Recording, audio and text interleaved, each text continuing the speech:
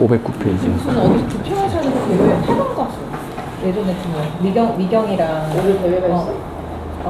비랭킹인데 그런 대회 있어.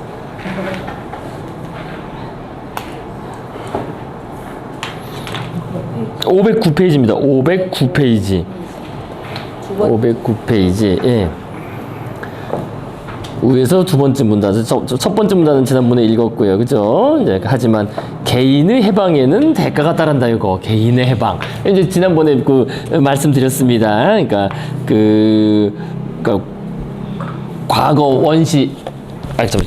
시작 바로 하면 되죠, 그죠? 과거 원시 사회라고 해서 이렇게 따뜻한 공동체라기보다는 오히려 더 억압적이었다는 거예요, 사실. 그렇죠? 일거수일투족을 다 감시당하고 또 그다음에 남들의 가십거리, 그죠? 계속 쟤 어떻대 이거. 그러니까 오늘날에 우리가 그걸 하는 거예요. 연예인 뒷담화로, 그죠? 요즘에는 지방에 가면 지방 조그만 소도시 행사 사실 그렇게 또 그렇게 하죠, 그죠? 누가 어땠다, 저기 뭐 누가. 그러면 또 관심 있게 봐요, 외지인. 그죠? 뭐 했다, 오면은 계산 한번 할 때도 쳐다보고 보고 그러죠. 그거 왔다는 것도 다 알고. 그래서 기농기촌한 사람들이 거의 뭐 CCTV 이상으로 이제 감시 그냥 맞아요, 확 열어보. 그 사람들 안 도와주면 저거 할 수가 없어. 그렇죠. 우리가 뭐 저격을 해야 되는 거니까. 다른 시대가 더 그러고 제주도는 아예 담이 없었잖아. 그렇죠. 담이 없으면 더 하겠죠. 그래 옛날에 뭐 공동체 거기는 집에 숟가락 몇 개 있는 것도 아니고 뭐 이런 그런 그거니까. 그렇죠. 우리 앞에서도 나왔었지만, 그러니까 오늘날 아파트 구조가 그거를 반영하는 거예요. 그죠? 개인 방을 하나씩 준다는 것 자체가. 옛날엔 그런 게 없지. 그냥 다 가족도 다 살았으니까 사생활이 없는 거죠, 한마디로. 옛날에 나의 사생활이 없는. 우리 어릴 때만 해도 방을 따로 갖는 게 얼마나 꿈이었는데. 큰 거였죠. 그죠? 자신만의 방을 갖는다는 거. 남자들, 형제들은 같은 방 있었잖아. 사이로 나가면서 여자들, 형제, 여자들 모여서. 맞아요. 전에 양반집들 보면 따로 싶고 그러니까 그런데요. 건축을 안 살아봤어. 제 형편에 따라서 하는 그러니까 그렇게 이제 독립되고 분리된 그죠? 개인으로서의 사생활. 그러니까 사실 여기 이제 그래서 여기에는 그게 안 나왔지만은 여기에 사실 그게 깔려 있어요. 그러니까 공적 영역과 사적 영역의 구분이라는 게 원래 있었던 게 아니라는 거죠, 그죠? 원래는 공과 사의 구분이 있을 수가 없지. 모든 게 다 공동체의 일이고 다 오픈돼 있는 건데 누구나. 그죠? 사적인 일이라는 게 거의 없었던 거죠, 그죠? 그런데 이제부터는 공과 사가 이제 구별되기 시작하는 거예요. 뭔가 구분을 해가지고, 그러니까 공적인 관계라는 것은 이제 계약이나 법률에 의해서 형식적으로 다 규정된 것들을 얘기하고, 이제 그 이외의 영역은 이제 사적인 영역이 되는 거죠. 그래서 공과 사의 구분이라는 것도 드디어 이제 이때부터 다시 등장하는 겁니다. 교회 공동체 초기에 예수 돌아가시고 나서 교회 공동체, 그러니까 제가 교리 배울 때 11조를 내잖아요. 11조가 뭐 나의 수입의 10분의 1을 내는 건데 그때 배웠어. 근데 요즘 세상에는 사실상 30분의 1을 11조로 낸다. 왜냐하면 그 전에는 교회 공동체에서 교육도 하고 굉장히 많은 거. 그래서 해야 되니까. 그죠? 이제 그게 다 분화가 돼서 종교는 종교 역할만 하고 다른 데 이제 들어갈 돈이 많으니까 그렇죠. 그렇게 이제 변천이 됐다고. 공동체 변천 얘기하니까 맞아요. 그렇죠. 공동체가 대신 하는 일이 많았으니까 그때는 교회면 교회 공동체, 지역이면 지역 공동체, 그죠? 근데 오늘날에는 이제 개인이 그냥 국가에 직접 내는 거죠. 국가에, 그죠? 평소에 살아가는 게 세금 내는 거 내면서 사는 거죠.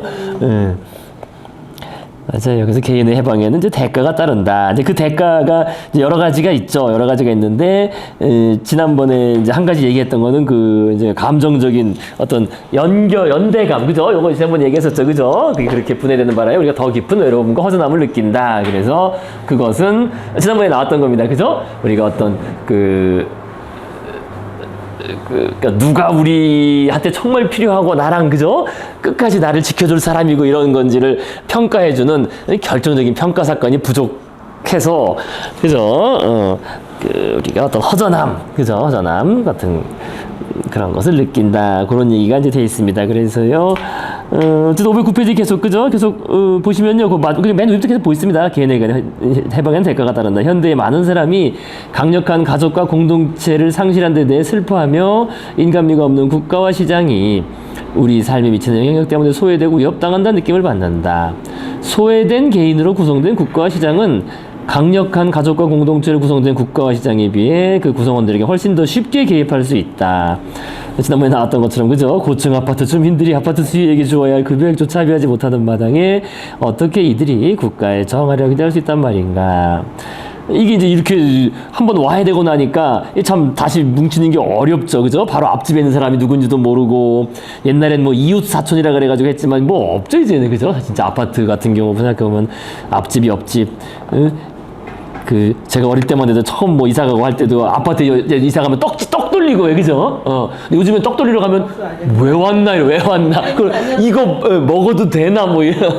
버린대요. 문안 열어줘. 맞아요. 그거 이거 뭐 음식 버리는. 때문에 하도 문제가 많아요. 그렇긴 해요. 그러니까 이제 아예 갖다 주지 않지 이제는. 얼굴 모르는 사람은 겁나 한 번도 못 만났어요. 마주치지를 않는. 그래서 마주치지도 않고 오히려 그걸 또 이제 회피하고 마주치는 거를, 애들도 그런 얘기 하더라고요. 애들도 이제 왜 원룸 많이 생활하잖아요. 대학생들 서울대 앞에서 원룸 생활하면은 이제 자기는 원룸면 같은 한 있는데 뭔가 밖에서 문 여는 소리 들리면은 좀 이따 나가야지 이런, 서로 이제 서로 아예 그냥 그러니까 근데 그것 자체도 참 사회적인 행동인데 그래요. 딱 그 이제 심리가 이해되시죠, 그죠? 애들이 그렇다는 거. 행동을 그쪽으로. 사회적 행동이 어쨌든 그죠, 그것도 그죠, 피하는 쪽으로 서로 이제 간섭, 하는 거지 뭐 어떻게. 간섭 안 하고 저거 하는 쪽으로 그렇게 하는 거죠. 너무 험악한 사건이 많아서. 그렇기도 해요. 네, 혼자서 무서우니까. 그런데 그러려면 또 서로 알면 좋을 텐데 또 그게 또 안다고 또 좋은 게 또 같은 건물에 사는 것도. 우리는 인간미가 없고 진짜 뭐 이상한 것 같지만 걔들한테는 그게 또 자연. 그게 더 편할 수가 있으니까. 걔네는 그런 문화가 장착돼 있어요. 그러니까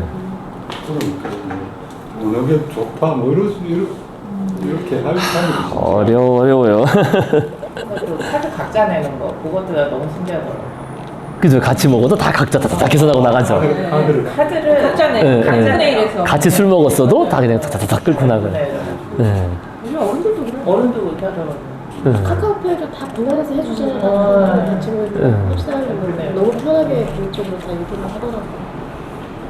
그게 뭐 편할 수도 있고.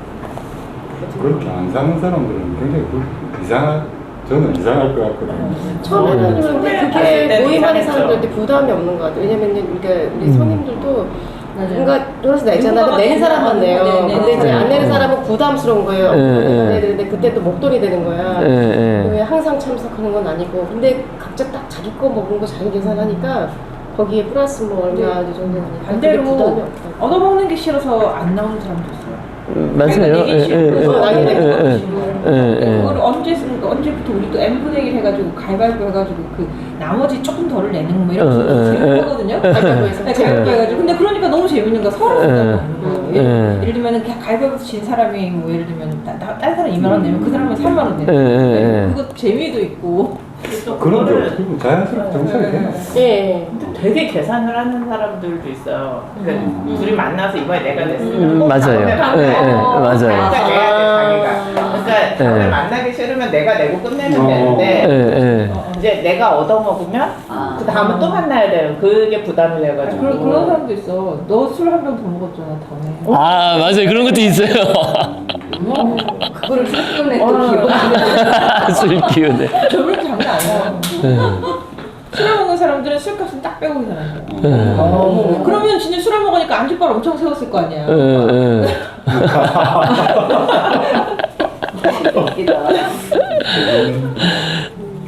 그렇다니까.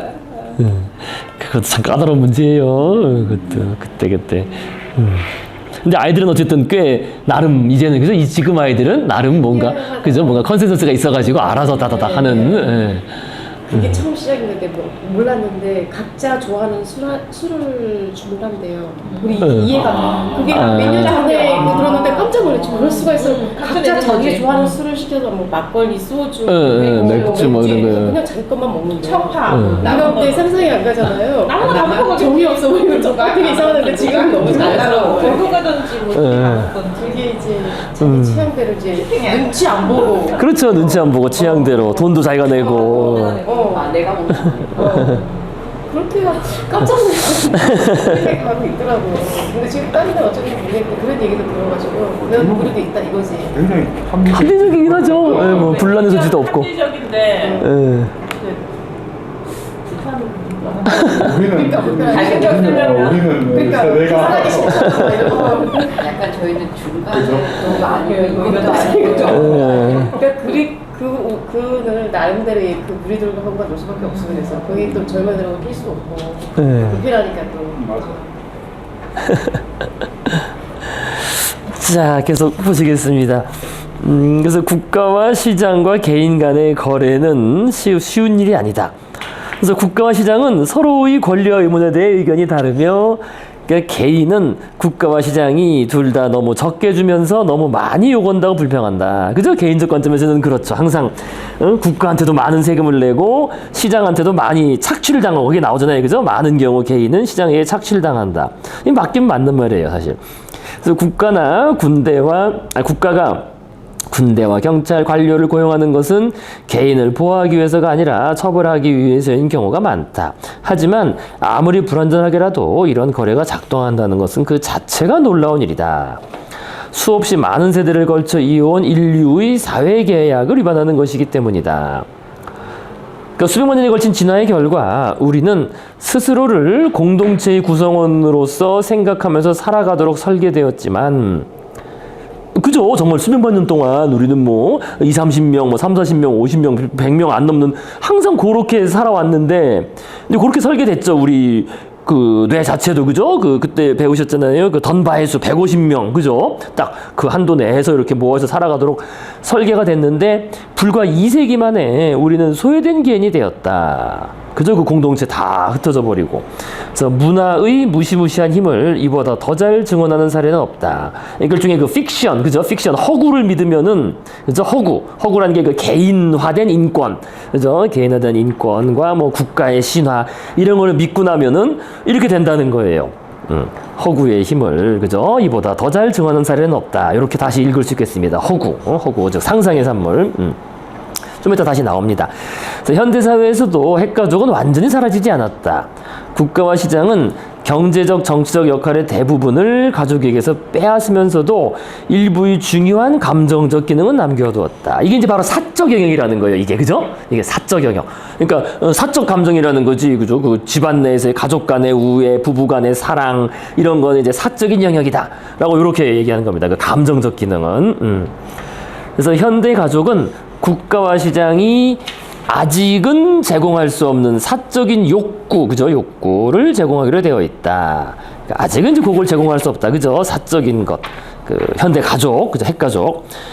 근데 하지만 이제 드디어 가족은 심지어 이 영역에서도 점점 더 많은 개입을 겪고 있다는 거. 이거 사실 분명한 거예요, 이거. 그래서 시장이 사람들의 연애 및 성생활 방식에 미치는 영향이 점점 더 커지고 있는 것이다.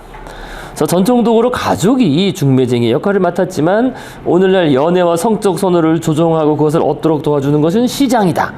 그래서 시장. 다만 그 비용이 비싸다라는 말. 그리고 점점 비싸지고 있다는 겁니다. 증가하고 있다. 왜냐면 중간에서 그 몫을 뛰어가는 사람들이 있기 때문에 어쩔 수 없이 점점 더 비싸지는 거예요. 그래서 옛날에는 신랑과 신부는 집안의 거실에서 만났고 한쪽 아버지에게서 다른 쪽 아버지에게로 돈이 건네졌다. 뭐 지참금 같은 거, 그죠? 오늘날 연애는 술집과 카페에서 이루어지고 돈은 연인의 손에서 웨이트리스에게 건네진다. 이보다 더 많은 돈이 패션 디자이너, 헬스클럽 매니저, 다이어트 전문가, 미용사, 성형외과 의사의 은행계좌로 건너간다. 이들 모두는 우리가 시장이 제시하는 미래 이상의 가급적 가장 가까운 모습을 하고서 카페에 도착하도록 도와준다. 아주 뭐 하라리 재밌겠어요. 국가 역시 가족 관계를 예전보다 더 예리하게 주시하고 있는데 특히 부모와 자식 간의 관계에 주목한다.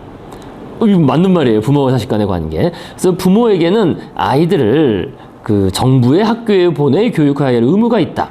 특별히 아이들을 학대하거나 폭력을 행사하는 부모는 국가의 저지를 당할 수 있다. 필요한 경우 국가는 심지어 부모를 감옥에 보내고 아이들을 다른 가정에 위탁할 수도 있다. 그래서 불과 얼마 전까지만 해도 사실 진짜 얼마 전까지죠. 그죠? 얼마 전까지만 해도 부모가 자녀를 때리거나 모욕하지 못하도록 국가가 나서야 한다고 누군가 주장했다면 말도 안 되고 실행 불가능한 이유에서 무시당했을 것이다. 그죠? 내 자식 내가 교육하는데 왜 그러냐 이런 식으로. 대부분의 사회에서 부모의 권위는 신성한 것으로 간주되었다. 부모에 대한 존경과 복종은 가장 신성한 가치에 속했고 부모는 거의 모든 행위를 원하는 대로 할 수 있었다.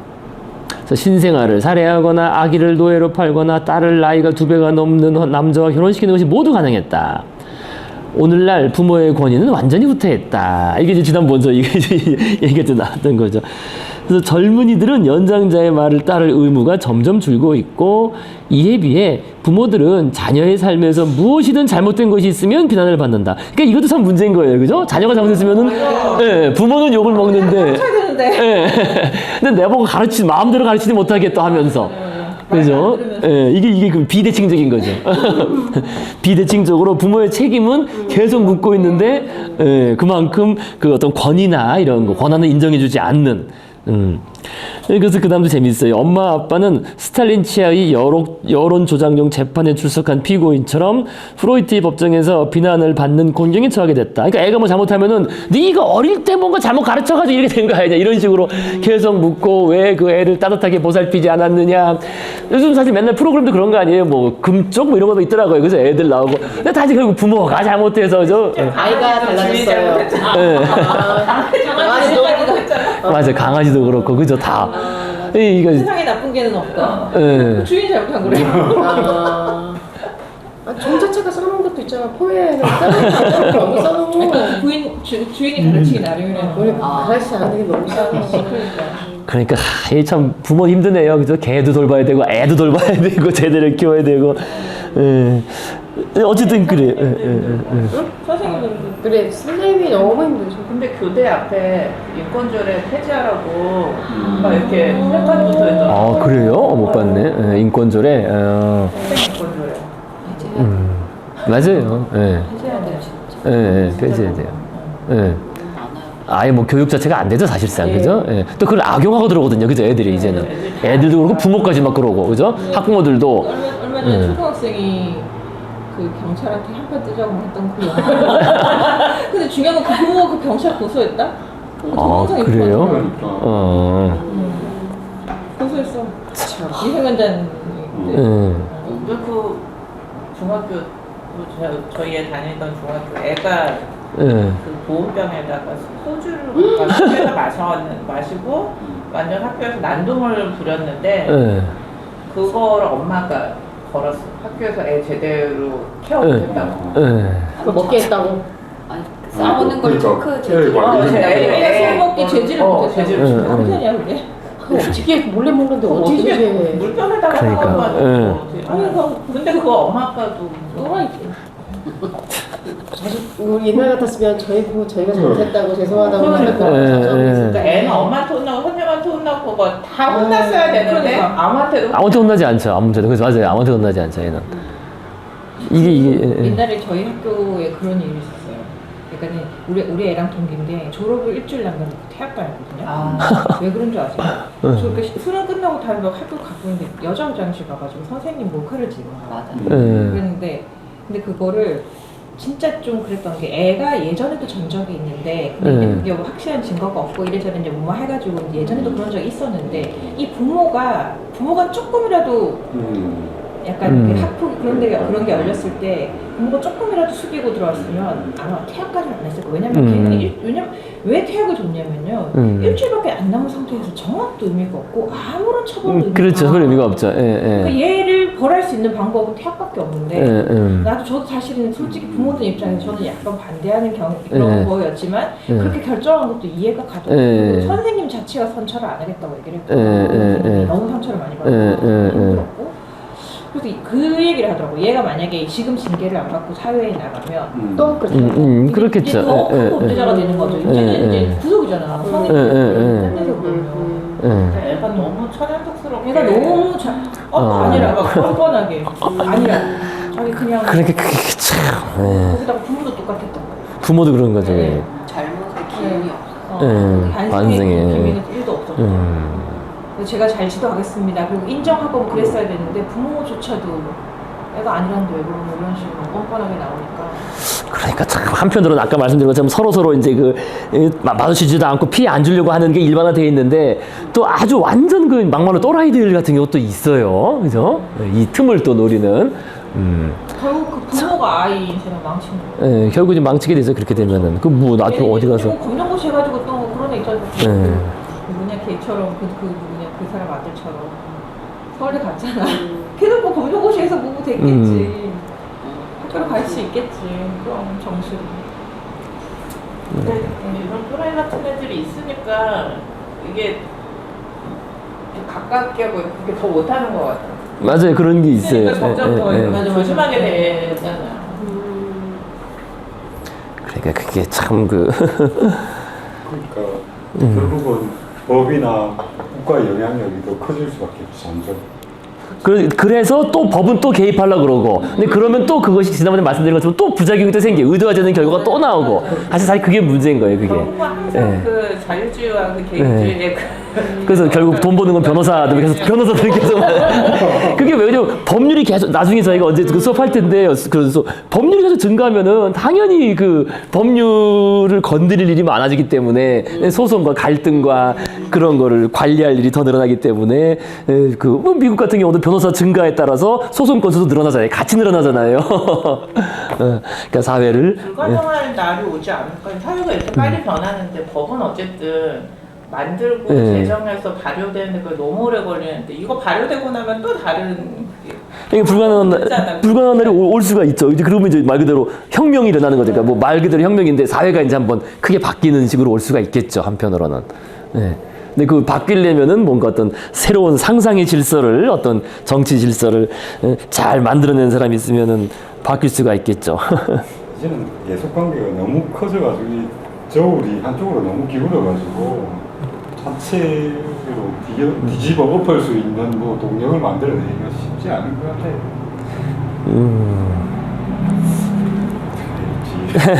자, 계속 가시겠습니다. 상상의 공동체. 자, 어쨌든 그래서 그렇죠.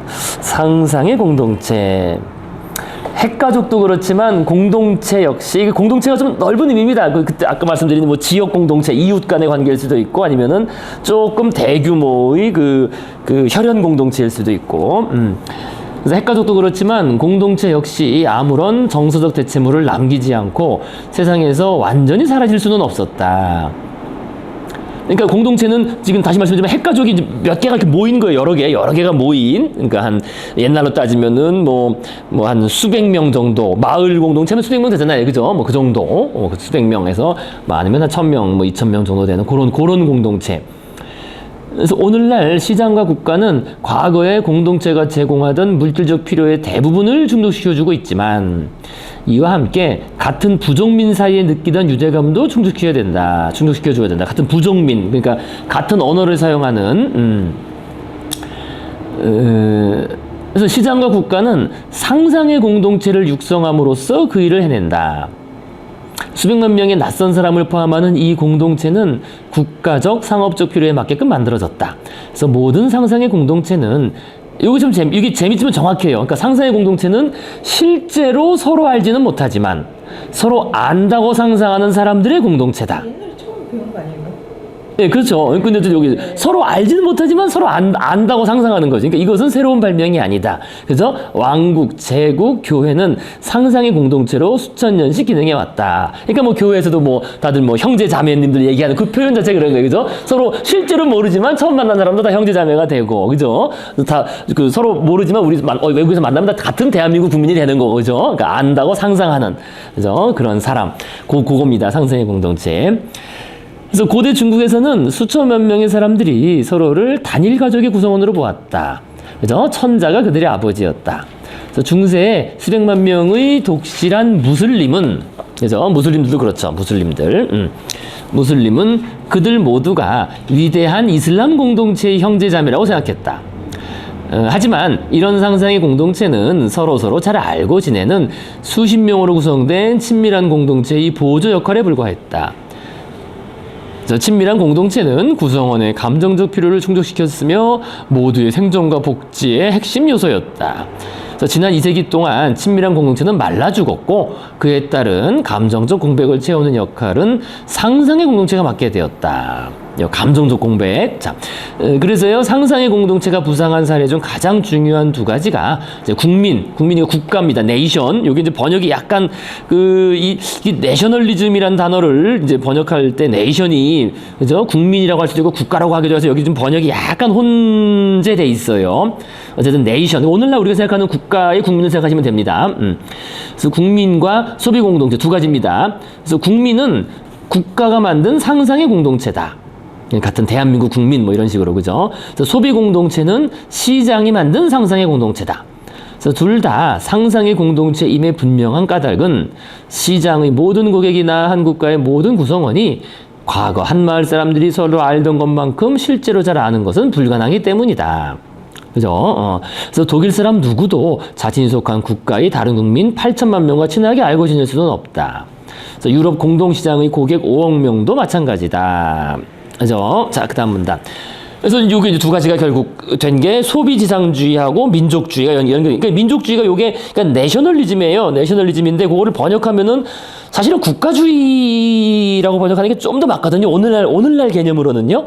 오늘날의 대다수 국가들은 그 민족국가 형태이기 때문에 근데 민족주의라고 하면 약간 조금 다르죠. 그거랑 의미가. 그래서 번역이 좀 어렵긴 한데요. 어쨌든 그 소비지상주의와 국가주의, 민족주의는 우리로 하여금 우리가 수백만 명의 모르는 사람들과 같은 공동체에 속해 있으며 모두가 공통의 과거, 공통의 관심사, 공통의 미래를 갖고 있다고 생각하게끔 만들려고 무진장 애를 쓴다. 그죠? 이것은 거짓말이 아니다. 상상일 뿐이다. 그래서 돈이나 유한회사, 인권과 마찬가지로 국민과 소비 공동체는 상호주관적 실체이다. 그러니까 우리 그 대내 신피질로만 존재하는, 그죠? 머릿속에만 존재하는 것이지, 뭐 객관적인 실체가 있는 게 아니라는 거예요. 그죠? 민족이든, 뭐 인권이든, 뭐 돈이든, 뭐 소비 공동체든, 이것들은 오로지 우리의 집단 상상 속에서만 존재하지만 그 힘은 막강하다.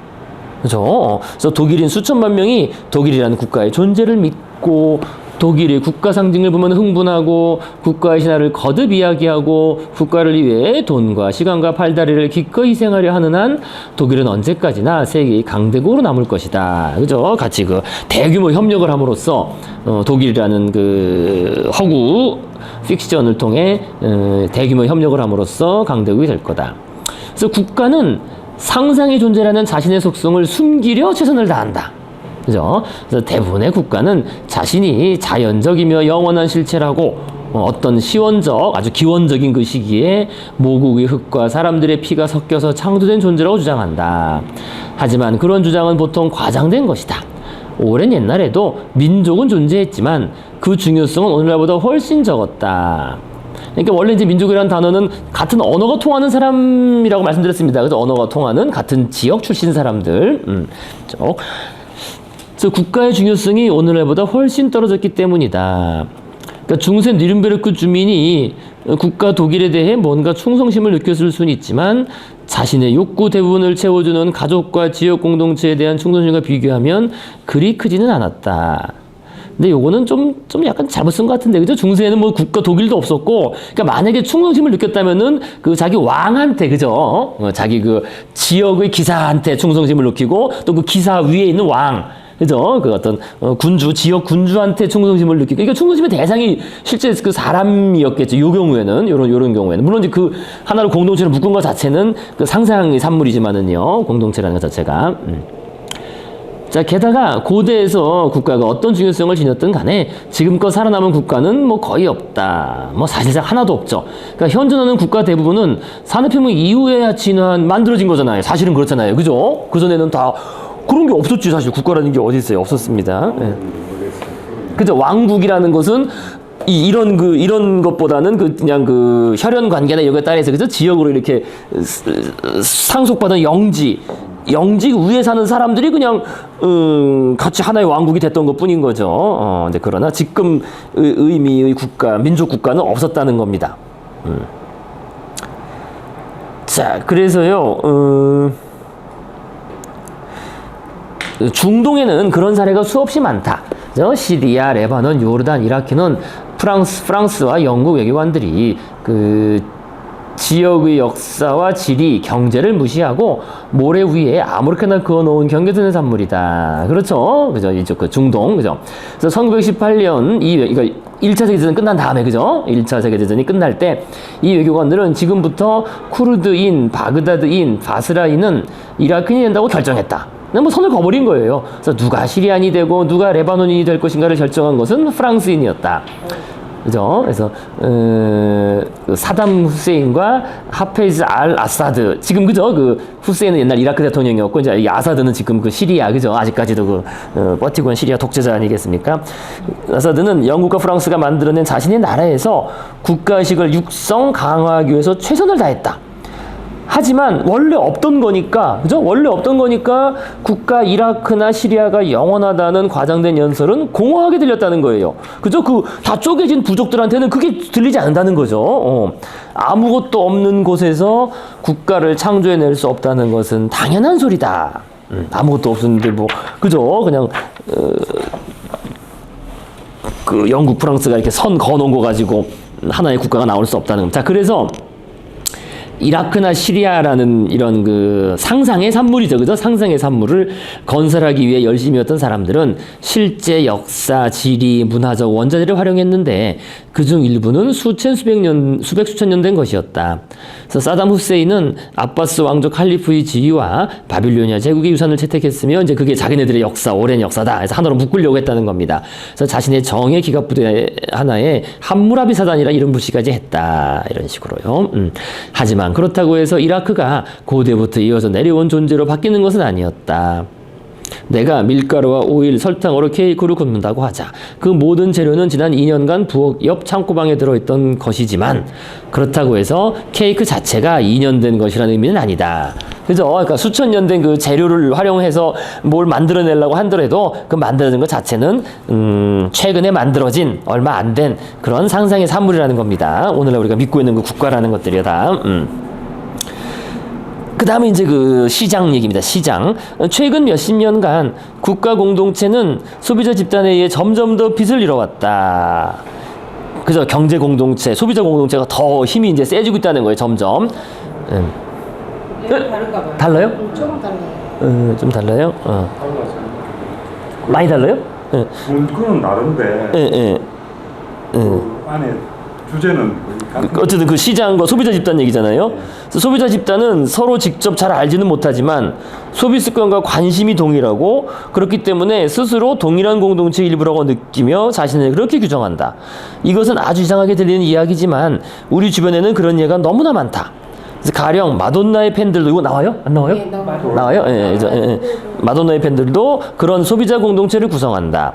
그들은 주로 구매 패턴으로 스스로를 규정한다. 그래서 마돈나의 공연 티켓, CD, 포스터, 셔츠, 휴대전화, 벨소리, 음악을 구매하며 이를 통해 자신이 누구인가를 규정한다. 그래서 맨체스터 유나이티드 팬들, 그죠? 그다음 채식주의자들, 환경주의자들도 마찬가지다. 그래서 이들 역시 무엇보다 자신들이 소비하는 것에 의해 규정된다. 소비가 그들 정체성의 중추를 이룬다. 그래서 그 다음 문장이 이제 재밌어요. 그러니까 독일인 채식주의자는 독일인 육식주의자보다 프랑스인 채식주의자와 결혼한 쪽을 선호할 가능성이 크다. 이게 이제 뭡니까? 이게 그 국가보다는 시장의 힘이 좀 더 세졌다는 거예요. 그죠? 사실 그렇죠. 최근에 그 아미 이런 거 보면 알잖아요. 아미, BTS, 그죠? 팬클럽 아미 같은 거 보면은 어느 국가에 소속됐냐는 것보다는 오히려 BTS를 좋아한다라는 그거로 더 잘 뭉치는, 그죠? 더 친감을 느끼고 공동체적 어떤 감정적인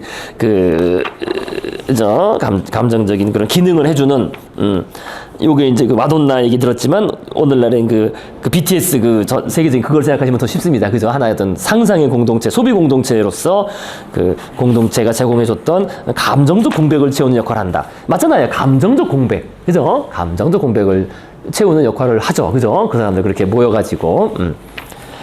자, 그래서 그런 얘기였고요. 그래서 여기 뭐 해놨나요? 다 그 얘기입니다. 그래서 어쨌든 상상의 공동체에서 지금 중요한 것은 이제 그 시장과 국가, 그죠? 시장과 국가가 그러니까 가족과 공동체를 해체시키고 시장과 국가가 직접 개인들한테 직접 개입을 하고, 그죠? 개입을 하면서 두 번째로 하는 일은 시장과 국가가 이제 상상의 공동체를 만들어가지고, 그죠? 거기에 소속된 것처럼 사람 소속감을 느끼고 감정적인 그 공백을 그렇게 채워주려고 하고 있다는 겁니다. 그죠? 국가, 그죠? 그래서 시장, 이렇게 두 가지. 좀 그런 식의 이제 구성입니다. 자, 그 다음 계속 가시겠습니다. 끝없는 운동. 끝없는 운동, 뭐 끝없는 변화라는 거죠. 달리 말해서 변화라는 겁니다. 변화. 끝없는 변화. 그래서 지난 2세기에 걸쳐 일어난 혁명들은, 워낙 빠르고, 과격한 나머지, 그러니까 2세기라는 게 이제 요거를 이제 상징적인 기점으로는 그걸 생각하시면 돼요. 1789년. 1789가 뭡니까? 1789. 외우기 쉽잖아요. 1789. 프랑스 대혁명. 예, 1789. 원래 딱 그 두 개는 외우셔야죠. 딱 두 개 외우기 쉽잖아요. 그러니까 1543. 예, 이래서 코페르니쿠스. 그죠? 1543 코페르니쿠스. 요거 딱 500년 전.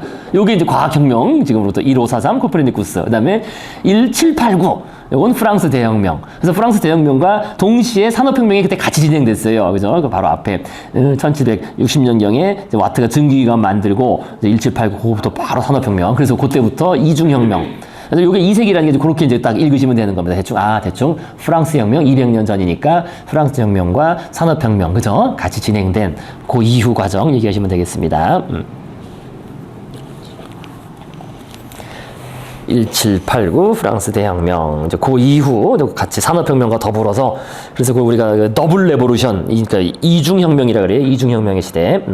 두 가지가 쭉 지속된 거죠. 그러니까 그게 정확해요. 그게 그 더블 레보루션 이후에 지금 제가 언젠가 나중에 할 때 쭉 표로 말씀드리겠지만은요, 그 딱 두 가지가, 하나는 그 경제고, 그죠? 그 산업혁명은 경제 영역이고, 저기 시민혁명, 그죠? 프랑스 대혁명, 시민혁명은 정치안이에요. 그죠? 그래서 형성된 게 산업혁명은 자본주의, 시장경제, 산업사회고, 그죠? 자본주의, 시장경제, 그러니까 산업사회, 산업화죠. 한마디로 말해서 산업화라 그러는 것이고, 그 다음에 또 하나 시민혁명은, 그러니까 시민혁명, 그러니까 민주주의, 그죠? 민주주의, 그 다음에 자율적인 시민사회예요. 근데 벌써 시민사회라는 게 이게 근데 공동체가 해체된다는 의미예요, 사실. 그 속에, 그죠? 시민은 공동체 소속이 아니잖아요. 그죠? 그냥 시민이지. 개인으로서의 시민이지. 시민과 직접, 그러니까 국가 속의 한 구성원으로서 바로 들어가 있는 거지. 사이에 지금 말씀드린 가족, 뭐 공동체, 지역 공동체 없는 거니까, 그죠? 자율적인 시민들의 자율적인 시민사회. 그래서 그게 이제 민주화. 그래서 맨날 우리가 산업화와 민주화 두 가지 얘기하잖아요. 그러니까 그 축이 그때부터 형성된 겁니다. 그때부터 쭉 형성되어 온 겁니다. 200년 전부터 대충. 그렇게 보시면 돼요. 제가 나중에 또 그거 할 때도 있을 거예요. 언젠가. 도식화시켜서 딱 보시면 쉽습니다. 자, 그래서 지난 2세기에 걸쳐 일어난 혁명들은 워낙 빠르고 과격한 나머지 사회 질서의 가장 근본적인 특성 대부분을 변화시켰다. 그렇죠? 그래서 전통적으로 사회 질서는 단단하고 고정된 무엇이었다. 그래서 질서는 안정성과 연속성을 의미했다. 급격한 사회혁명은 예외였고 대부분의 사회 변화는 수많은 작은 단계가 축적된 결과였다. 사람들은 사회 구조란 확고하며 영원하다고 가정하는 경향이 있었다. 그게 왜 그러냐면은 가족과 공동체는 사라지지 않았기 때문에 그런 거예요. 위에 국가가 바뀌어도, 왕이 바뀌어도, 왕조가 바뀌어도, 그 부족체는 그냥 있는 거 아니에요. 그죠? 그러니까 그 부족들이 이제 다 협력해줘서 새로운 왕조가 열리는 거 아니겠습니까? 항상 그런 거죠. 그죠? 그러니까 아무리 통일신라에서 뭐 고려로 넘어갔다고 하더라도 그 지방 호족들은 다 그대로 있는 거잖아요. 물론 뭐 일부 망하고 하는 건 있겠지만, 그래서 호족들이 협력해서 이제 고려가 새로 된 거고, 그죠? 그래서 왕건은 또 그 사람들하고 어떻게 혼인 관계를 맺은 거고, 그런 식으로 혈연 공동체들은 이제 계속 유지가 돼서 기본적으로는 그게 변하지 않는 거였다는 겁니다. 그죠? 가족과 공동체가 그러니까 영원하다 가정하는 경향이 있어요. 근데 그래서 가족과 공동체가 그 질서 내에서 자신이 차지하는 위치를 변화시키려 분투할 수 있었지만 스스로 질서의 근본 구조를 바꿀 수 있다는 발상은 낯선 것이었다. 그러니까 가족과 공동체는 그냥 가족과 공동체는 계속 있는 거지. 뭐 자기가 바꿀 일도 없고 바꾸려고 하지 않았다는 겁니다. 스스로. 그래서 사람들은 이것은 과거에도 늘 그랬고 앞으로도 늘 이렇게 이어질 거야 라고 선언하면서 현재 상태를 어쩔 수 없는 것으로 받아들이는 경향이 있었다. 그죠? 가족과 공동체 내에서의 삶이라는 것은 뭐 특별히 바꿀 수가 없는 거죠. 계속 이어진 거는. 그러나 예? 천륜이라는 소리. 네, 천륜, 그죠? 천륜. 지난 2세기 동안 변화의 속도는 너무나 빨랐고 그런 나머지 사회 질서는 동적이고 가변적이라는 속성을 지니게 되었다. 이제 그것은 끊임없이 변하는 상태로 존재한다. 그래서 현대의 혁명이라고 하면 우리는 1789년에 나오네요. 1789 프랑스 혁명. 그다음에 1848년 유럽의 연쇄적 민주화 혁명, 민주화 및 민족 혁명인데 요건 이제 실패했다고 보입니다. 이건 실패한 혁명인데 어쨌든 요것도 유명해요. 1848년. 혹은 1917년 러시아 혁명을 생각하는 경향이 있지만 정확히 말하자면 오늘날은 모든 해가 혁명적이다. 그래서 요즘은 심지어 30세밖에 되지 않은 사람도 10대를 향해 내가 어렸을 때는 세상이 지금과 완전히 달랐어라고 말할 수 있다. 그렇죠. 10대는 그 말을 믿지 않겠지만 그 말은 사실이다. 그렇죠. 30살이면은 지금 10대한테 다르죠. 그 예전에 예컨대 인터넷이 널리 쓰게 된 것은 1990년대 초반에 이르러서였다. 불과 20년밖에 되지 않은 일이다. 오늘날 우리는 인터넷 없는 세상은 상상할 수가 없다. 저 인터넷, 스마트폰, 뭐 말 그대로 요즘 애들은 뭐 삐삐나 휴대폰도 본 적이 없죠. 옛날 휴대폰 본 적이 없죠. 요즘 초등학생들 같은 경우, 그죠? 그때가 하이텔 뭐 나오고. 그래서 하이텔 나온 우리 천리안. 저 천리안 좀 쓰다가 바로 그 다음에 넘어갔는데 예. 그러다가 하나로 통신해서 아무 나오고 이러다가 자 시티폰 시티폰 96년, 97년. 예, 딱 2년 하고 망했죠. 바로 망했죠. 시티폰 그거 진짜 웃겼어요. 시티폰도 그거는 진짜 짧은 거거든요. 그 KT 최대 리그 실패작이었어요. KT 최대 한국통신 아주 대대적으로 투자해가지고 그때는 왜 삐삐 차고 사람들 딱 공중전에 쫙 줄 서 있으면 옆에서 나 시티폰으로 전화한다고 이래가지고 광고했는데 그래가지고 망했죠.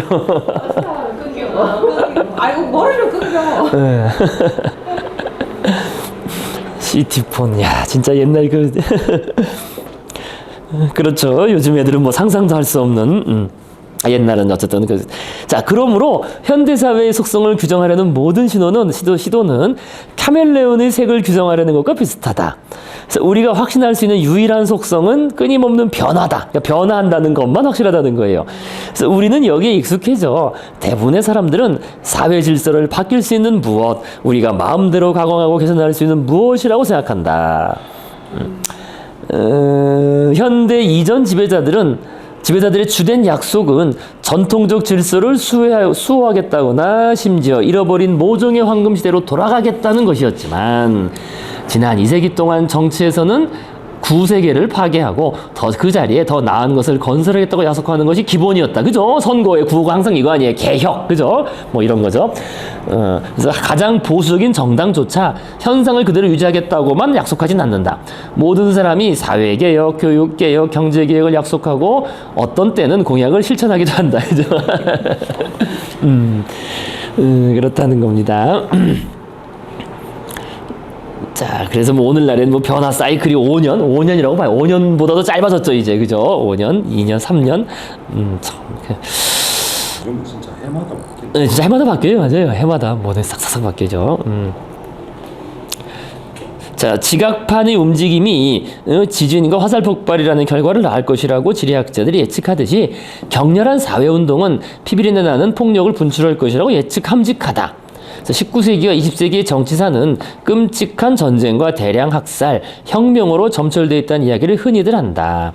그래서 이런 견해에 따르면 역사는 장화를 신고 한 웅덩이에서 다른 웅덩이로 펄짝펄짝 뛰는 아이처럼 하나의 피바다에서 다른 피바다로 뛰어든 행태를 보여왔다. 제1차 세계대전에서 제2차 세계대전을 거쳐 냉전으로 아르메니아 대학살에서 유대인 대학살을 거쳐 르완다 대학살로 또 루베스피에르 그죠 이거 공포정치 프랑스 대혁명 때 그죠 공포정치 다 막 목 잘라 죽여서 그죠 단두대 자기도 나중에 단두대 가고 그래서 레닌그라드 히틀러로 이런 식으로요. 그래서 이렇게 점차 엄청난 피해받아. 그래서 여기 아르메니아 대학살, 집단학살 이런 것도 이것도 아주 오늘날까지도 유명한 그죠? 그 터키 오스만 제국이 자국 내에 거주했던 기독교계 아르메니아인들을 집단적으로 살해한 아주 오랜 시간에 걸쳐서 한 거의 5, 60년에 걸쳐서 살해한 사건입니다. 계속 집단적으로 몰아서 희생자 수는 뭐 상당히 많죠. 이게 소수민족인데 뭐 거의 소수민족의 3분의 1 정도가 말살될 정도로 정말 유태인 대학살에 버금가는 그 정도로 엄청난 일을 저질렀어요. 오스만 제국이요. 자, 뭐 등등 그런 식으로 이렇게 정말 피비린내 나는 일이 있는데 이것은 물론 진실이다. 하지만 우리가 너무나 익숙한 이런 참사들의 목록은 오해를 부른다. 우리는 웅덩이에 너무 큰 관심을 둔 나머지 웅덩이들 사이에 있는 마른 땅을 잊고 있다. 현대사는 전에 없던 수준의 폭력과 공포의 시기만이 아니라 그와 같은 수준의 평화와 평온의 시기였다. 그래서 찰스 디킨스가 프랑스 혁명에 대해 썼던 표현대로 최고의 시절이자 최악의 시절이었다. 그래서 이 말은 비단 프랑스 혁명에 대해서뿐만 아니라 그것이 물론 시대 전체에 대해서도 맞는 말인지도 모른다. 그러니까 프랑스 혁명 이후 한 200년 그죠? 그래서 특히 제2차 세계대전이 끝난 뒤 지금까지 70년에 대해서는 잘 맞는 말이다. 이 시기에 인류는 처음으로 완전한 자기 소멸, 즉 멸종의 가능성에 직면했으며 실제 상당한 숫자의 전쟁과 대량 학살을 겪었다. 하지만 이 시기는 또한 인류 역사상 가장 평화로운 시기였다. 그것은 곧 대단히 평화로웠다는 뜻이다. 이것은 놀라운 일이다. 이 시기에 우리는 이전의 어느 시대보다 더 커다란 경제, 사회, 정치적 변화를 겪었기 때문이다. 그래서 역사의 판은 미친 듯한 속도로 움직이면서 이렇게 엄청난 변화를 겪었는데 화사는 대체로 조용하다는 거예요. 대단히 평화로웠다는 거죠.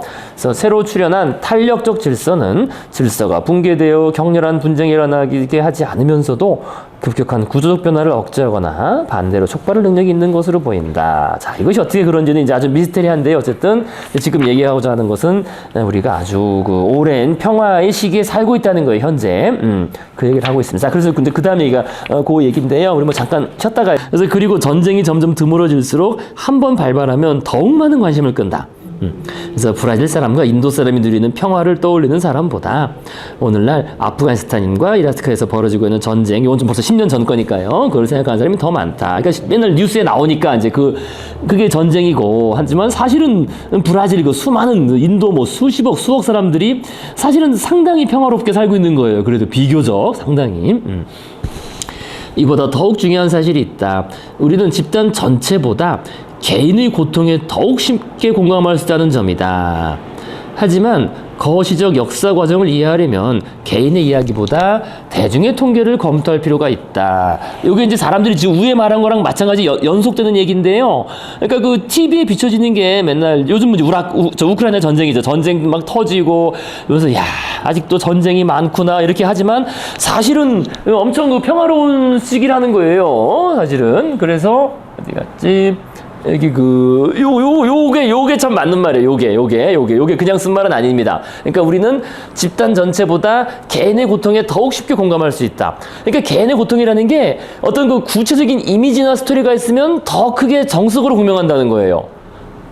그러니까 우리 뭐 당장 뭐 세월호 사건도 그렇죠. 뭐 참 비극적 사건이지만 만약에 세월호 사건이 나중에 그냥 교통사고 사망자 숫자로 그러니까 숫자로 비교하면은 무덤덤하다고요. 그죠? 숫자로 나오면은. 근데 이제 구체적인, 그죠? 그런, 이미지로 형상화돼서 나오면은 더 크게 고통을 느낀다는 겁니다. 그래서 이게 뭐 나오는 거 아니에요? 구호단체의 전략이라는 게 왜 아프리카 빈곤아동에 대한 통계 숫자를 강조하는 것보다, 그죠? 통계적으로 뭐 수십만 명이 지금 뭐 하루에 한 끼도 못 먹고 있고 $2 이하로 생활하고 있고 이렇게 숫자를 강조하는 것보다 빈곤으로 고통받고 있는 특정한 아동 한 명의 영상과 스토리를 전하잖아요. 맨날 애들 그 뭡니까?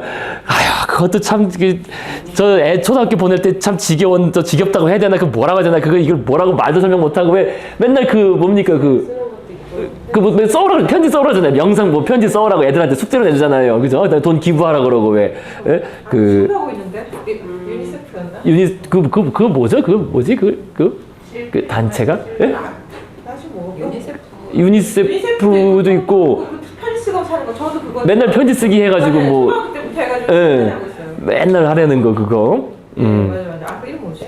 그게 뭐더라? 아니야. 그게 딱 이름이 있는데. 이름 뭐지? 잠깐만. 이름이 있어요. 예. 저기 우리나라 거. 기아 우리나라 거. 아 갑자기 생각이 안 나네 그거. 아, 왜 갑자기 의식이 안 해? 예. 나 지금 하고 있는데. 그 여자 누구 전 뭐지? 아, 그게 갑자기 기억이 안 나지? 전혜자 그 탤런트 아니야. 적십자 이런 것은 아니고. 아, 적십자 아니에요. 그러니까 어쨌든 적십자도 있고 많죠. 우리나라 희망의 편지 보내기 뭐 하면서. 우리나라 거예요. 예.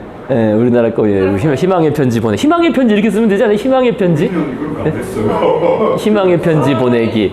애들한테 뭐 희망의 편지 보내기 해가지고 누구랑 이렇게 맺어서 맨날 후원하라 그러고.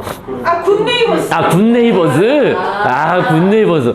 아, 그 초등학교 1학년 때부터 애한테 그걸 같이 봐서 보고서 뭐 편지를 써라. 감동받으면 돈 내라 하는데, 아, 그거 이제 애가 그 숙제 가져오면은, 야, 이런 걸 그냥, 야, 아빠가 대충 써줄게. 그냥 막 대충 써서 보내. 그게 의미가, 참, 완전, 다 이거잖아요. 빈곤 포르노라 그래요, 요즘엔. 이 말 들어보셨어요? 빈곤 포르노? 그거를 완전 포르노처럼 그 애가 정말 비참한 상황을 그냥 막 여기서 파리가 뜯어먹고 있는 거 막 나오고 이러잖아요. 그죠? 흙으로 쿠키 구워서 먹고 있고 그런 거 그냥 그게 실제로 그런 애들은 몇 명 없거나 일부의 장면인데 그걸 마치 진짜 말해도 포르노처럼 적나라하게 찍어서 야, 그건 빈곤 포르노다. 그렇게 막 욕을 많이 했어요, 사실은. 그 오히려 그런 것보단 다른 식으로 해야 되는 거 아니냐. 그럼에도 불구하고 그것이 효과가 크니까, 그죠? 사람들이. 뭐 요즘에도 유튜브 틀면 맨날 나오잖아요. 뭐 애 아파가지고, 애가 왜 이런 병에 걸려가지고, 뭐, 그죠? 한 달 2만원씩이면 됩니다. 뭐 이런 거 맨날 나오는 거, 그죠? 그래서 그런 스토리들. 그런 식으로 이게 그거예요. 그러니까 우리는 그렇게 구체적인 이미지 스토리가 있으면 더 크게 공감한다는 겁니다. 그죠? 근데 이것에 대해서는 스탈린이 남긴 유명한 말이 있어요. 사실 요거 다 변형한 거예요. 지금 저기 나오는 구절이. 스탈린이 이런 말 했거든요. 그러니까 한 사람이 죽으면 비극이지만, 그러니까 그 죽은 사람의 스토리야 뭐 이거 그죠? 이지만 100만 명이 죽으면 통계가 된다. 그러니까 아무것도 아니라는 거지. 100만 명이 죽으면 그냥 통계가 돼버려. 통계 속에 묻혀버리면은 사람들 생각도 안 한다는 거예요. 자, 그래서 이제 바로 이제 요게 그런 얘기입니다. 이게 이제 그런 얘기예요. 개인의 고통이라는 게 이제 그것에 더 쉽게 공감할 수 있지만, 그러나 이제 우리는 과학적으로 통계를 봐야 된다. 그런 얘기겠습니다. 하지만 거시적 역사 과정을 이해하려면 개인의 이야기보다 대중의 통계를 검토할 필요가 있다. 그래서 2000년에 전쟁으로 인한 사망자 31만 명, 그죠? 폭력 범죄로 인한 사망자 이와 별도로 50여 명이었다. 개별 희생자는 한 명 한 명이 하나의 파괴된 세계이고 파탄난 가정이며, 그죠? 그 한 명의 그걸 생각하면 얼마나 참 가슴이 아픕니까, 그죠?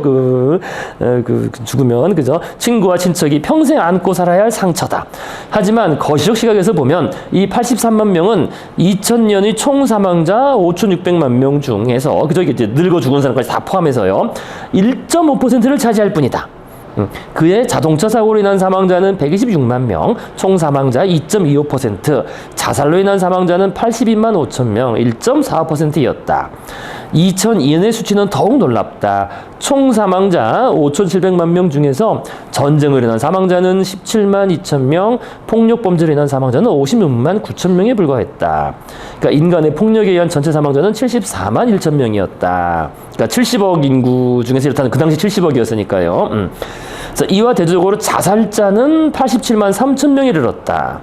그러니까 9.11 테러가 일어난 다음 해라 테러와 전쟁에 대한 이야기가 많았음에도 불구하고 한 개인을 죽이는 것은 테러리스트나 군인, 뭐 마약상 이런 게 아니라 본인 스스로, 그죠? 자살, 그죠? 자살할 가능성이 더 컸다는 거예요, 그죠? 타인의 폭력에 의해 죽을 가능성보다 스스로 자살할 가능성, 확률이 더 높았다는 겁니다. 오늘날 세계 대부분의 지역에서 사람들은 잠자리에 들면서 한밤중에 이웃 부족이 자기 마을을 둘러싸고 모두를 학살할지 모른다는 두려움을 품지 않는다. 옛날에는 진짜 이런 게 항상 있었죠. 그죠? 항상 있었습니다. 그래서 부유한 영국 시민은 녹색 옷을 입은 명랑한 강도들, 그죠? 로빈후드죠? 로빈후드, 그죠? 로빈후드가 자신의 습격의 돈을 빼앗아 가난한 자들에게 나눠줄지도 모른다는 두려움 없이, 실제는 여행자를 살해하고 돈은 자기들이 챙길 가능성이 더 크지만 말이다. 그래서 노팅엄에서 셔우드 숲을 지나 런던으로 매일 여행한다. 그래서 이런 두려움 없이 안전하게. 학생들은 선생의 채찍질을 견디지 않으며, 아이들은 부모가 청구서에 돈을 내지 못해 노예로 팔릴 것을 두려워할 필요가 없다. 여성들은 남편이 자신을 때리거나 외출을 막는 것을 법이 금지한다는 사실을 알고 있다. 그래서 세계 도처에서 이런 기대는 점점 더 많이 현실이 되어가고 있다. 폭력이 감소한 것은 대체로 국가의 등장 덕분이다. 역사를 통틀어 대부분의 폭력은 가족과 공동체가 서로 일으키는 국지적 반목이 원인이었다. 심지어 오늘날에도 우리 숫자가 가리키듯 지역 범죄로 인한 희생자가 국가 간의 전쟁 희생자보다 훨씬 더 많다. 그죠? 그래서 앞서 살펴보았듯이 지역 공동체보다 더 큰 조직을 알지 못했던 초기 농부들은 만연하는 폭력으로 고통받았다. 이게 맞습니다, 사실. 그죠? 농부들은 맨날, 그죠? 위에서 와서 뭐, 때리고 뺏어가고 뭐, 그거를 견디며 살았는데요. 왕국과 제국이 강력해지면서 공동체의 고삐를 재자 폭력은 줄어들었다. 중세 유럽의 지방 분권형 왕국의 경우 해마다 인구 10만 명당 20여에서 40명이 살해되었으나 최근 몇십 년간 국가와 시장이 무소불위의 힘을 얻고 공동체가 소멸하자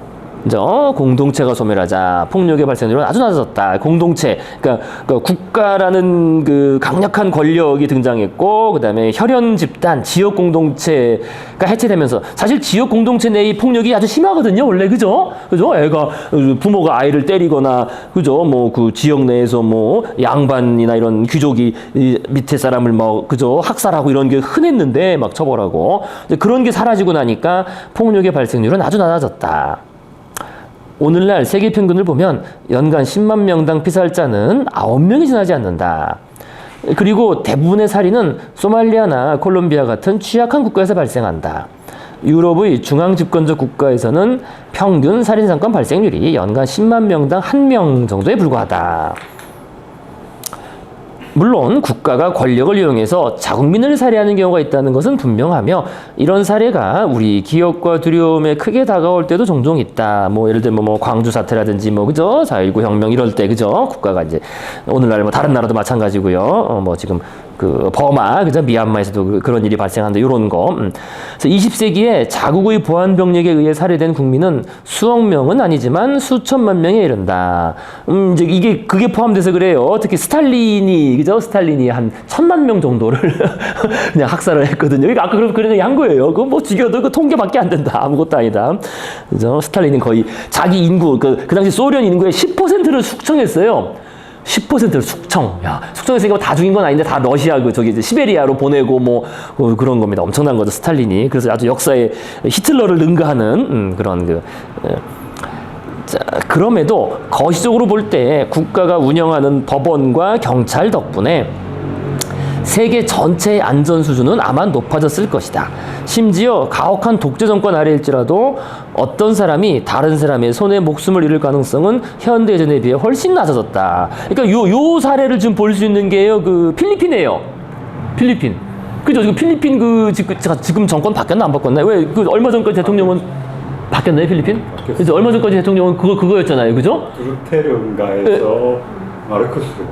지금 마르코스 아들이 주니어가 다시 된 거예요. 그러니까 바로 그 직전 대통령은 왜 그랬잖아요. 마약과의 전쟁해가지고 직접 총으로 다 쏴버려라 그냥, 그죠? 근데 이제 국민들이 지지율이 90몇 %가 나오던 거죠. 특히 여성들은 다 지지하고 오히려 그래서 그러니까 더 힘센, 그죠? 한마디로 말하면 가혹한 독재 정권, 무력적 독재 정권, 독재를 폈는데요. 이제 한편으로는 그것으로 이제 이런 건 더 떨어진 거죠. 전체적인.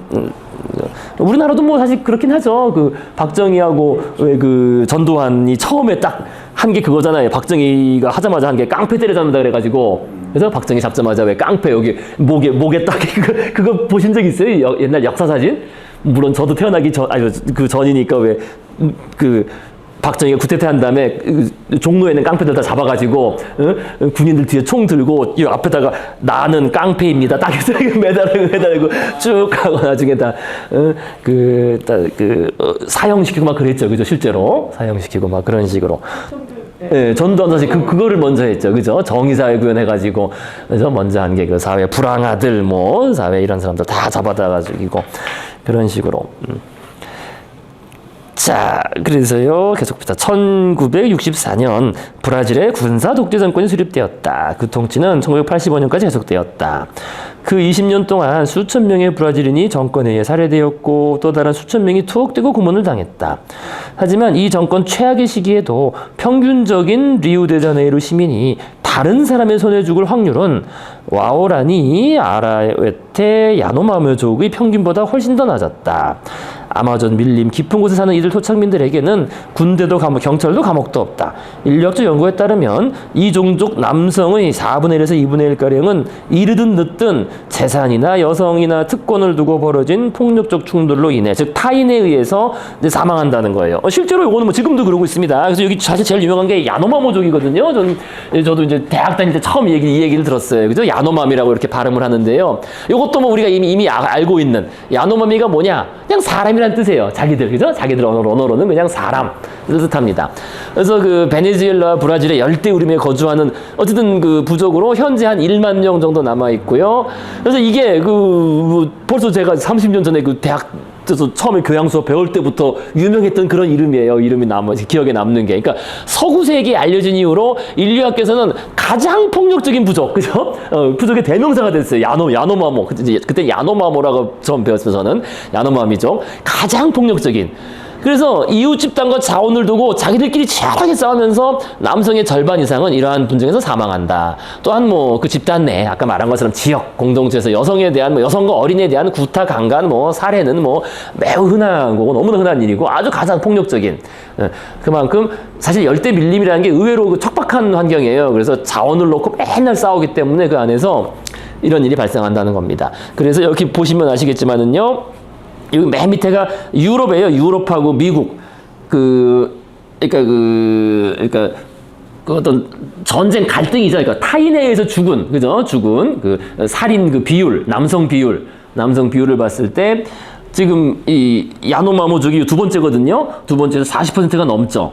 그래서 남성은 태어나면 한 절반가량은 그냥 결국 남의 손에 죽게 돼 있다. 자연사 하는 경우는 뭐 절반밖에 없다는 거고요. 근데 이제 그 여기 쓴 것처럼 이렇게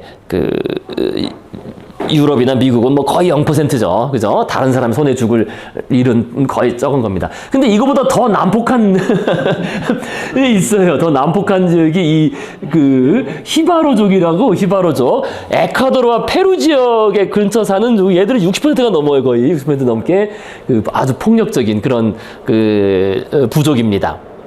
그래서 이 폭력성이 이따가 좀 약간 발휘가 돼요. 이따 나올 텐데요. 그래서 그 지역 사람들은 남미 쪽이 의외로 그래서 잉카도 그렇고 그때 말씀드린 잉카도 그렇고 마야도 그렇고 서로 상대 부족을 잡고 다 잡아 먹어버리고 뭐 이럴 때 말씀드렸잖아요.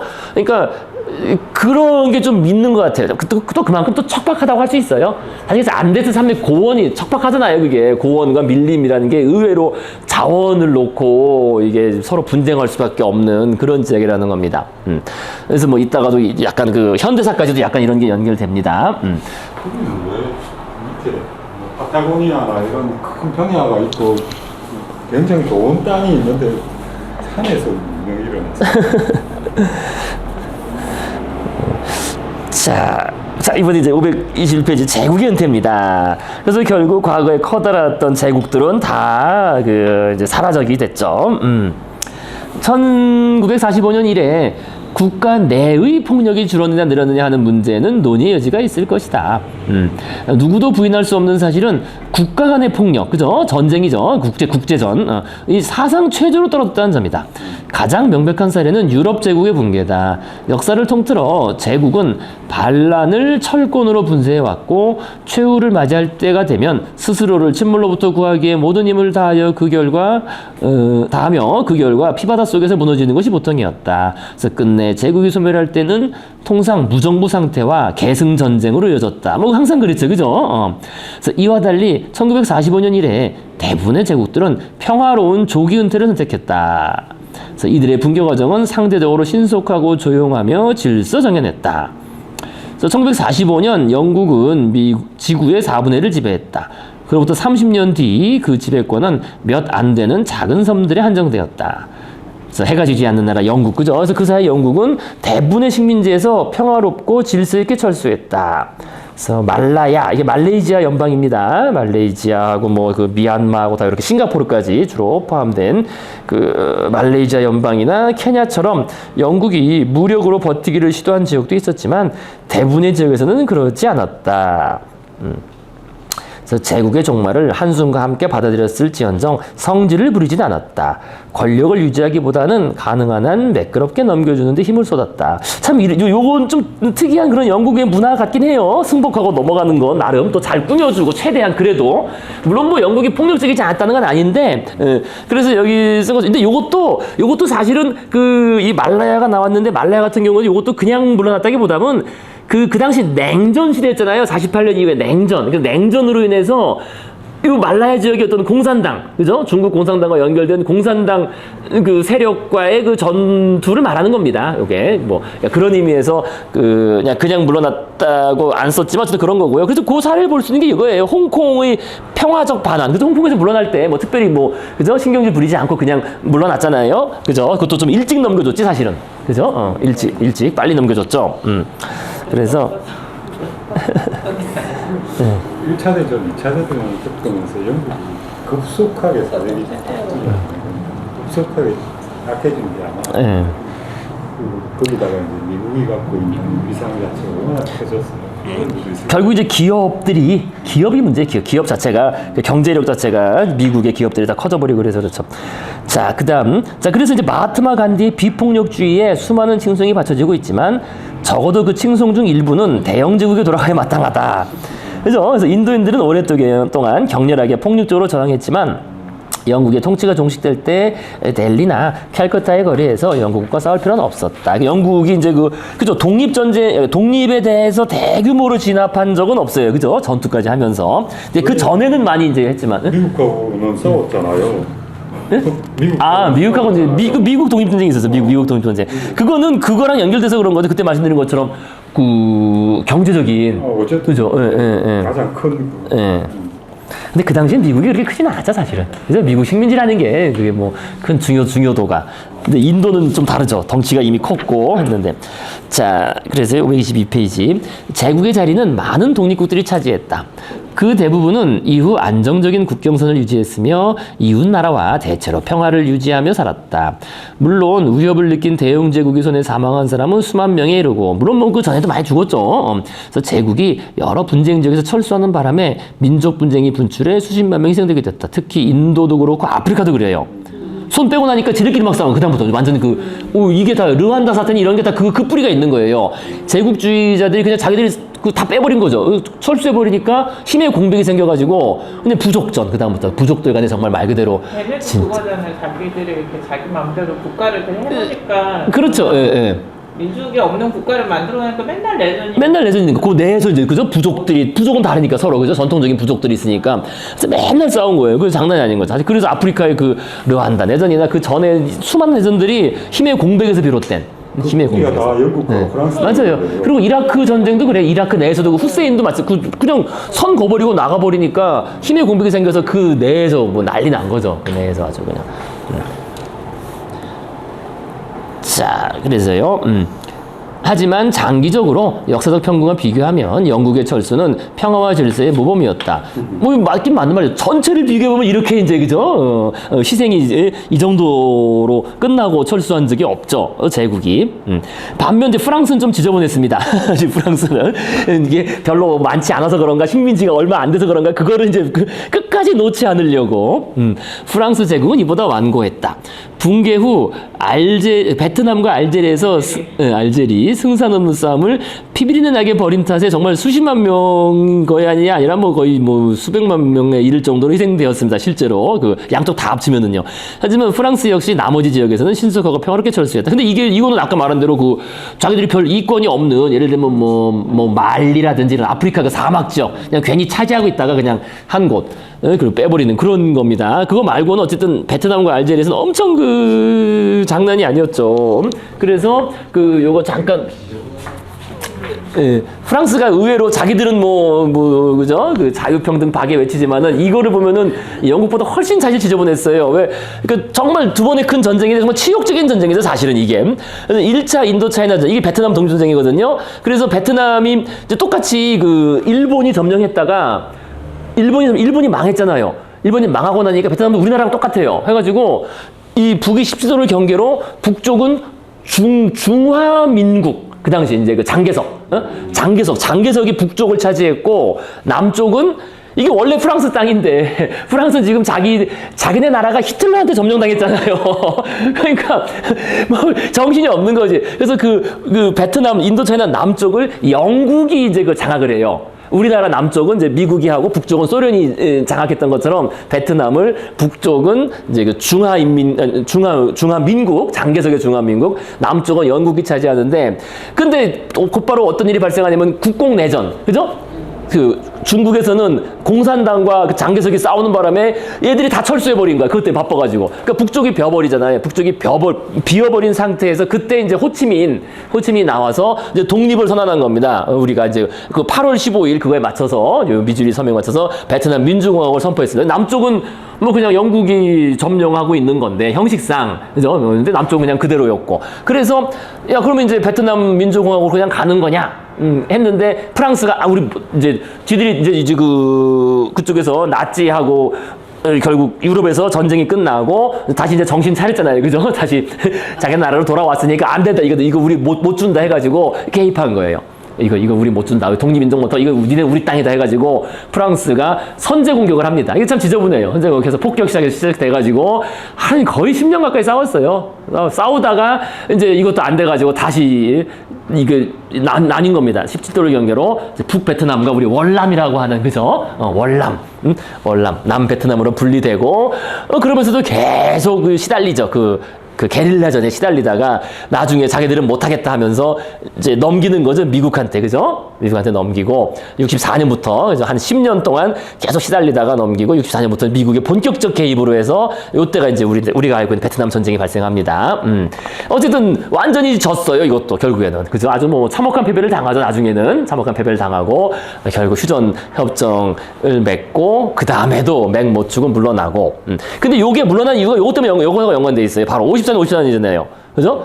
이쪽 포기하고 이거라도 지켜야 되겠다. 알제리 프랑스 지중해 건너편이잖아요. 그죠? 건너편이고, 아프리카, 알짜배기, 아프리카 진출의 요지다. 바로 딱 넘어갈 수 있는. 그래서 그러니까 여기도 마찬가지로 알제리가 자기네들이 이제 민족 해방 전선이 스스로 독립을 선포하니까 안 된다! 독립 못한다! 해가지고 프랑스가 무력으로 진압을 했죠. 그래서 이때 이거는 좀 끔찍해요. 이것 때문에 정말 프랑스가 욕을 많이 먹었죠. 요게, 그죠? 민간인에 대한 무력 진압 및 학살과 또 그거 하니까 또 저쪽에서도 또 이제 프랑스인들을 보복학살하고 해서 희생자가 장난이 아닙니다. 민간인 희생자가 들어가 버리니까 요거는. 그죠? 희생자 추산이 뭐 100만 명 가까이 되는 엄청 아니죠. 그래서 나중에 이제 드골이 이거를 이제 국민투표에 붙이잖아요. 이거 어떻게 할 거냐.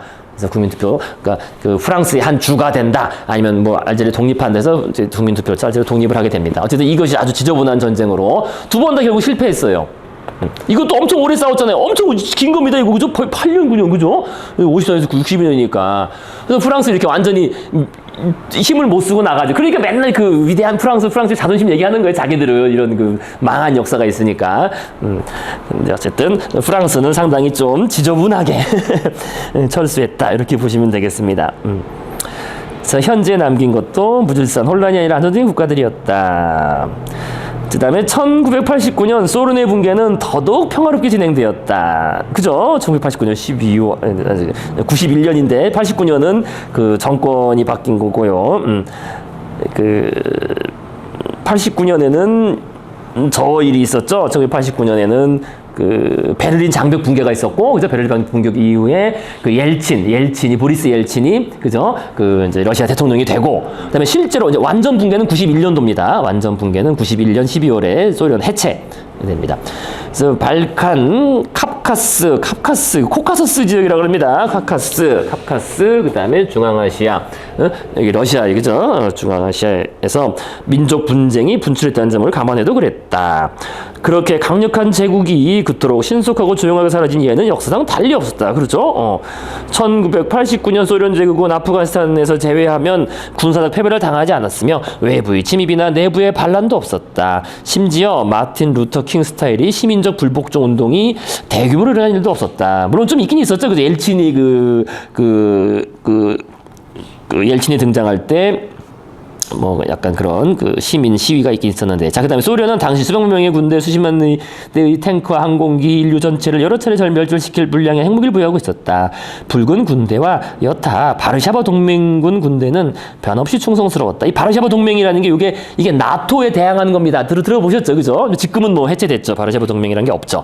자, 나토에 대항한 그 바르샤바 동맹.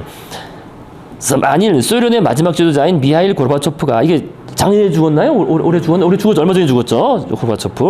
고르바초프가 명령을 내렸다면 붉은 군대는 소련에 예속되어 있던 나라들의 대중을 향해 서슴없이 사격을 가했을 것이다. 하지만 소련의 엘리트와 동유럽 대부분, 즉 루마니아와 세르비아는 이제 저항을 했죠. 저항을 하다가 그 루마니아 그 차우체스크 다 이렇게 다 그 죽고 그랬잖아요. 그죠? 이걸 제외한 공산주의 정권은 그 군사력의 극히 일부도 사용하지 않는 쪽을 선택했다. 공산주의가 파산했다는 사실을 깨달은 그들은 힘을 포기하고 실패를 인정했다. 짐을 싸서 집으로 돌아갔다. 그죠? 그래서 고르바초프와 그의 동료들은 한 번 싸워보지도 않고 포기했다. 제2차 세계대전에서 정복했던 지역뿐 아니라 그보다 훨씬 이전에 차르가 복소시켰던 발트, 우크라이나, 카프카스, 중앙아시아 모두를 해방시켰다. 만일 고르바초프가 세르비아 지도부나 알제리에서의 프랑스인처럼 행동했다면 어떤 일이 일어났을까? 생각만 해도 소름 끼친다. 그죠? 엄청난 피를 불러왔겠죠. 정말 세계대전이 났을 거예요. 아마 그랬으면은. 그래서 소련이 지금 이렇게, 그죠? 예전에 이게 다 이게 소련이었는데, 그죠? 구소련 연방이었는데 지금 다 해체돼가지고 여기, 그죠? 요거에 이제 그 발트 3국, 그죠? 발트의 3국. 그래서 이거 순서가 맨날 헷갈려요. 그죠? 맨 위가 라트비아죠. 이게 에스토니아. 그래서 에스토니아, 그다음에 라트비아, 그다음에 어디였습니까? 라트비아, 그다음에 리투아니아. 그죠? 요 세 개. 그다음에 요건 또 러시아 땅이에요. 조그만 거. 희한하게 요거, 그죠? 옛날 칸트의 고향, 여기 러시아 땅입니다. 아직까지. 예. 예. 뭐라 그러나, 칸트 고향, 러시아 땅이고, 여기 딱 분리된 게 있어요. 그 다음에 여기 이제 백러시아, 벨라루스. 그러니까 이게 벨라루스가 벨이라는 게 아름답다는 뜻이에요. 아름답다. 프랑스어로. 그죠? 아름답다는 뜻이고요. 루스가 러시아. 그러니까 아름다운 러시아는 뜻이에요. 아름다운 러시아. 그 우리말로는 백러시아 이렇게 번역합니다. 백러시아고, 요게 이제 우크라이나 아니에요. 14번. 우크라이나. 그죠? 우크라이나, 요게 폴란드 이렇게 붙어 있잖아요. 우크라이나, 폴란드가. 우크라이나가 제일 노른자 땅이죠, 사실은. 그죠? 히틀러도 이거를 노리고 쳐들어갔다가 결국 망한 거 아니에요? 네. 제일 자원도 많고, 세계적인 밀 생산지 되기도 하고요. 아주 가장 노른자 땅입니다. 그 다음에 요게 이제 몰도바, 조그만 나라, 그죠? 10번이 몰도바고. 요게 이제 코카서스라고 하는, 코카서스 산맥의 지역, 우리가 그때 배웠던, 아리안족이 기원한 곳이라고 여겨지는 그죠? 아리안, 요겁니다. 여기 코카서스. 여기가 이제 코카서스가 요게 그거 아니에요? 아제르바이젠, 아르메니아, 그죠? 요겁니다. 그죠? 아르메니아, 아제르바이젠, 그 다음에 이제 조지아. 숫자를 어떤 기준으로 내는 거예요? 이거 그냥 ABC 순으로 쓰매겠다고 합니다. 그러고 별 숫자는 중요한 건 아니고요. 그 다음에 요건 이제 중앙아시아 지역이죠. 그죠? 요게 제일 큰 게 카자흐스탄. 카자흐스탄이죠. 그 다음에 13번이 투르메니키스탄, 15번이 제일 우리한테 익숙한 우즈베키스탄. 그죠? 우즈베키스탄. 그 다음에 7번이 키르기스스탄. 다 스탄이 땅이란 뜻이에요. 그죠? 땅. 그죠? 땅, 그냥. 그 다음에 여기 타지키스탄. 이런 나라들이 있습니다.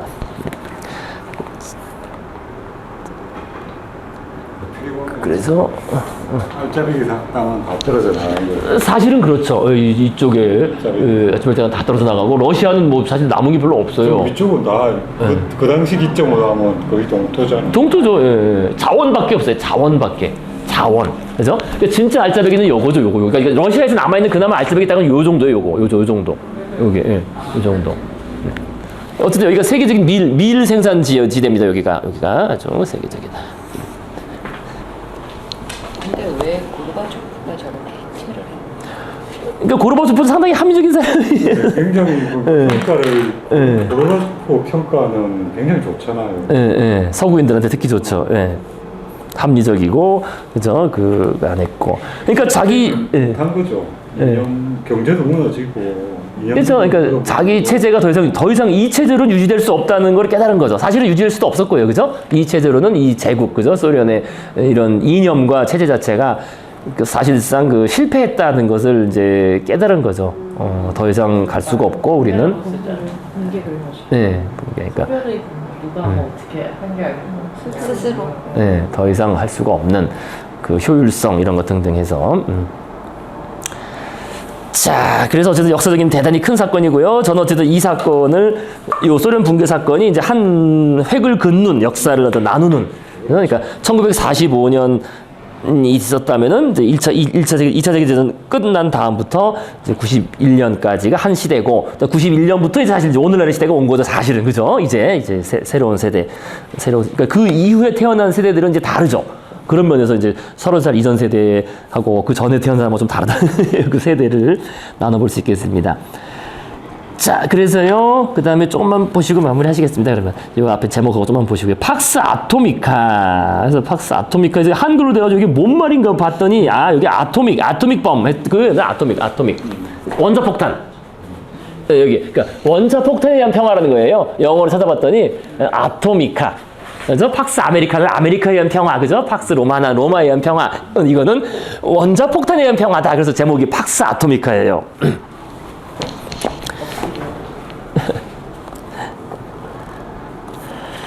자, 그럼 조금만 더 보시고 마무리하십시다. 제국의 소멸 이후 등장한 독립국가들은 전쟁에 아무런 관심이 없었다. 매우 드문 예외를 제외하면 1945년 이래 국가는 정복과 평탄을 위해 다른 국가를 침략하는 짓을 더 이상 하지 않았다. 그러니까 그런 정복은 까마득한 옛날부터 이어져온 정치사의 핵심 스토리였다. 대부분의 대제국이 그런 방법으로 세워졌으며 대부분의 통치자와 국민들은 제국이 계속해서 그렇게 돌아가려고 예상했다. 하지만 로마, 몽골, 오토만이 벌인 것과 같은 정복 전쟁은 오늘날엔 일어날 수 없다. 그죠? 옆에 나라를 잡아먹고 확장하는 이런 식으로. 그죠? 그때 왜 제국이라는 걸 할 때 얘기 나왔어요. 그죠? 경계 영역이 계속, 그죠? 유동적이다. 그죠? 제국의 경계를 계속 확장시켜 나가는 그게 제국인데 그런 건 있을 수가 없다는 거예요. 1945년 이래 유엔의 승인을 받은 독립국가 중 정복당의 지도상에서 사라진 것은 한 곳도 없다. 그죠? 계속 나라는 늘어나고 있어요.